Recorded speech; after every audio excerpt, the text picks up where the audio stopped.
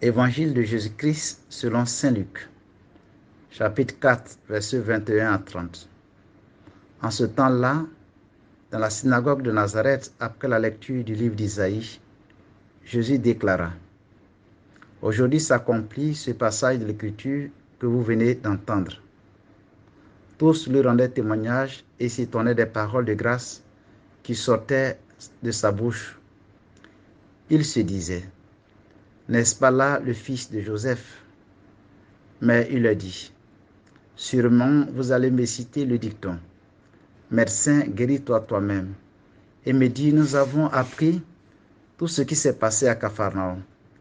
Fais donc de même ici, dans ton lieu d'origine. » Puis il ajouta: « Amen, je vous le dis, aucun prophète ne trouve un accueil favorable dans son pays. En vérité, je vous le dis, au temps du prophète Élie, lorsque pendant 3 ans et demi le ciel retint la pluie et qu'une grande famine se produisit sur toute la terre, il y avait beaucoup de veuves en Israël. Pourtant, Élie ne fut envoyé vers aucune d'entre elles, mais bien dans la ville de Sarepta, au pays de Sidon, chez une veuve étrangère.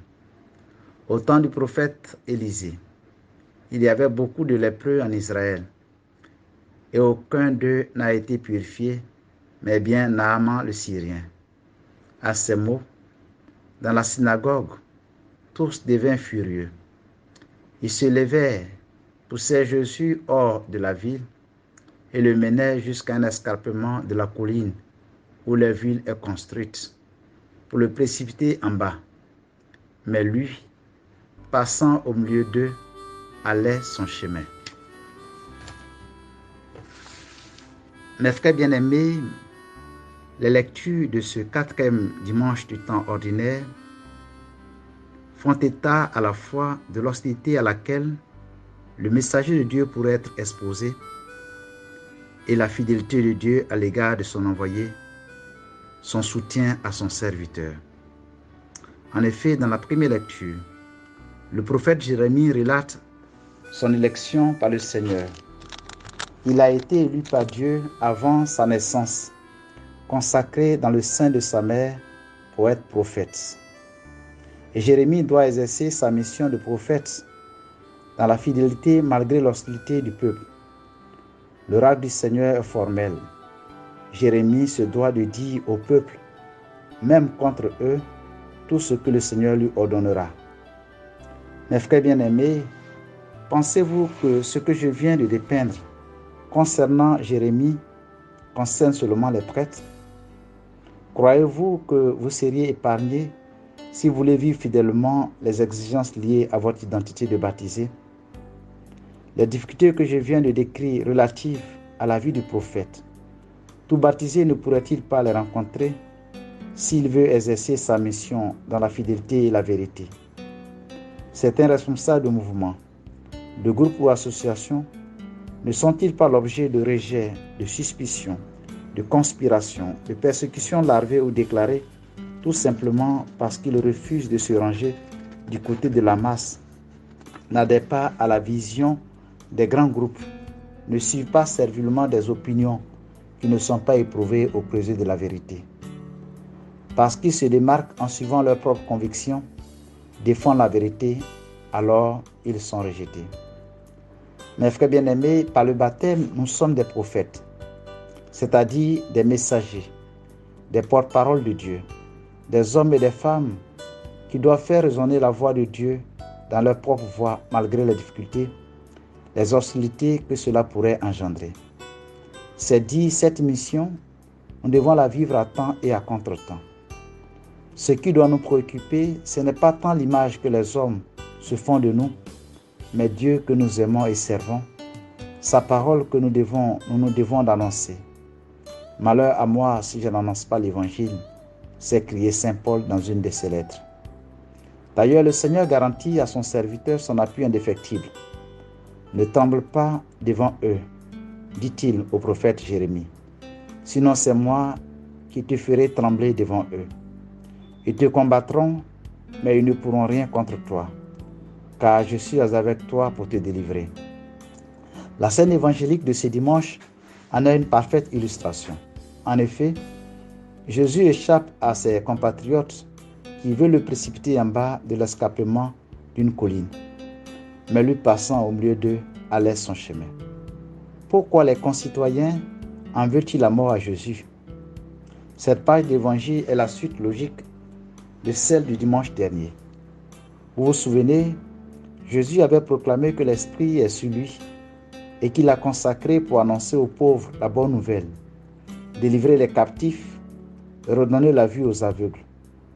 Contre toute attente, il conclut la lecture en disant: aujourd'hui, s'est accompli ce passage de l'Écriture que vous venez d'entendre.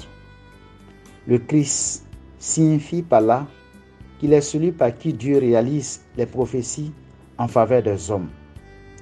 La prédication de Jésus subjugue ses auditeurs qui ne peuvent que s'évanouir d'admiration devant les paroles de grâce qui jaillissent de sa bouche. Cependant, certains, la jalousie entre les dents, se demandent comment Jésus, qu'ils connaissent depuis toujours et avec lequel ils ont grandi et peut-être joué, comment le fils du charpentier, fait de la même pâte que le fils du boulanger, peut-il soudainement parler avec autant d'autorité jusqu'à subjuguer les êtres qu'il rencontre et plus encore guérir aussi ceux qui l'approchent? Il y a là quelque chose qui ne va pas, qui ne colle pas. Jésus, un enfant du pays, se disent-ils, comment peut-il se placer au-dessus d'eux? Oser affirmer que la parole d'Isaïe qu'il vient de proclamer, l'Esprit du Seigneur est sur moi, fait explicitement référence à sa personne, à sa propre personne. Ses concitoyens donc refusent de l'admettre. Il leur est trop familier. Les habitants de Nazareth, ses voisins, connaissant l'origine de Jésus, murmurent donc sur son identité d'homme venant de Dieu. Jésus, qui entend tout, sait tout, même les paroles murmurées, va percevoir cette opposition sournoise des habitants de Nazareth. Calmement, il leur dit: vous ne voulez pas croire que Dieu, mon Père, se sert de mon humanité pour venir jusqu'à vous et vous disposer à la vraie foi.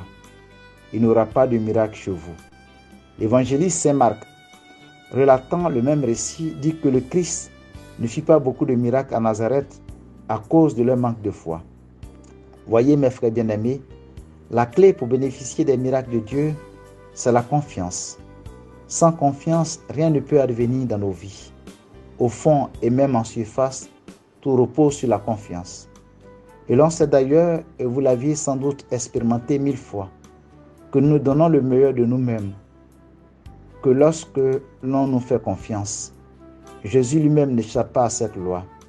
Il donne le meilleur de lui-même et nous recevons le meilleur de lui quand nous lui faisons confiance et à ceux qu'il a choisis comme ses messagers.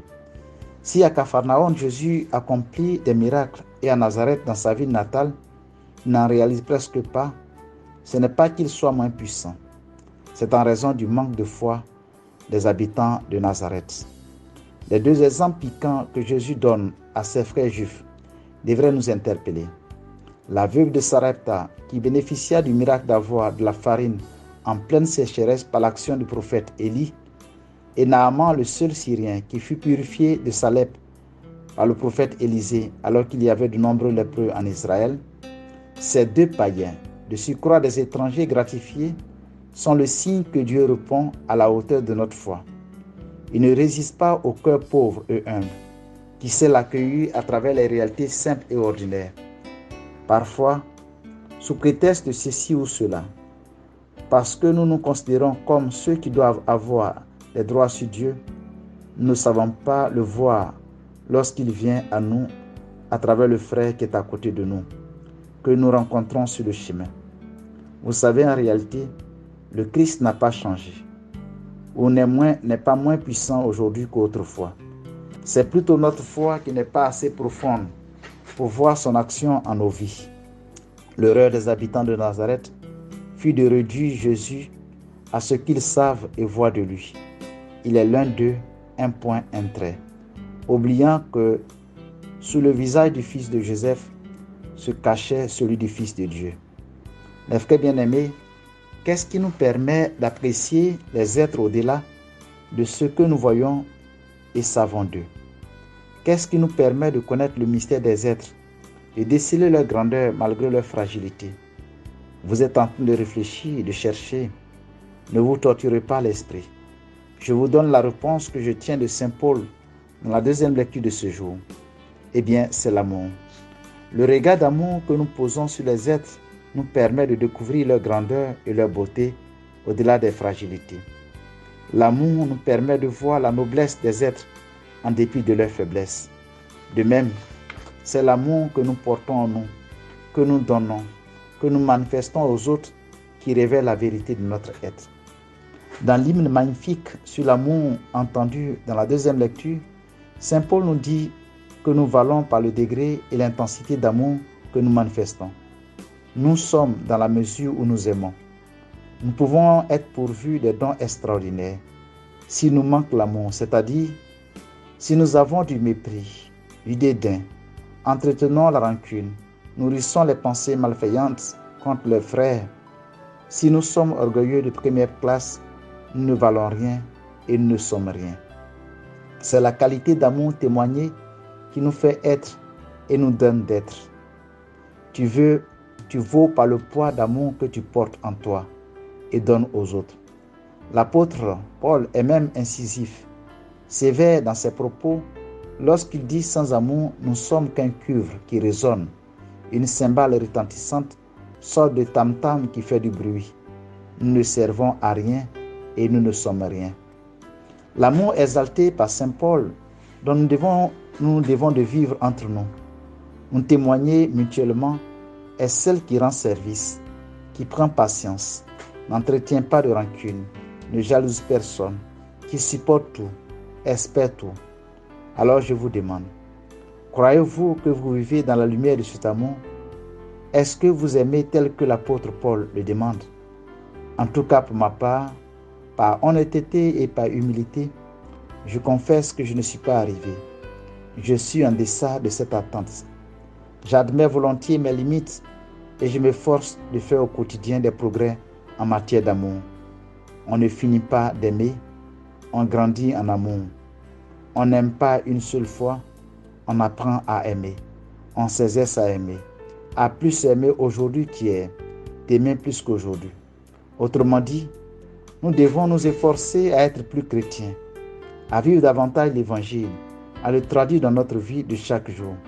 C'est pourquoi je demande pour moi et pour vous, en tout cas pour tous ceux qui sont dans le même cas que moi, c'est-à-dire qui se sentent déficients en élan d'amour, ceux qui ressentent leur incapacité à aimer, j'implore la grâce de Dieu d'une grande charité. Puisse l'Eucharistie, source et sacrement de l'amour, nous aider à grandir en amour, à devenir des hommes et des femmes ardents à aimer. Car n'oublions pas cette parole en or du penseur. Il y a seulement de la malchance à n'être pas aimé, il y a malheur à ne point aimer, ou même à ne pas aimer sincèrement. Que Dieu vous bénisse.